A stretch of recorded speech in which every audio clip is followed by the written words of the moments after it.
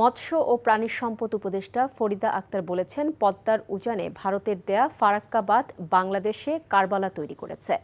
তবে পানির ন্যায্য হিস্যা আদায়ে তৎপর রয়েছে বর্তমান সরকার। ঐতিহাসিক ফারাক্কা লং মার্চের ৪৯ বর্ষপূর্তি উপলক্ষে বর্তমান সরকার রাজশাহী কলেজ মিলনায়তনে আয়োজিত আলোচনা সভা শেষে সাংবাদিকদের একথা বলেন তিনি।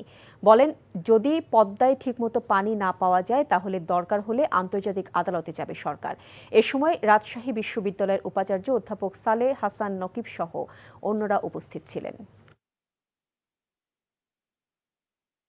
আমরা সেই হিস্সা আদায় করব। আমরা সেটার জন্য ভারতের সাথে তো আমরা চুক্তি আবার করছি, সাইন করব, এবং দরকার হলে যদি আমরা ঠিকমতো না পাই আমরা এটা আন্তর্জাতিকভাবে এটা নিয়ে যাব।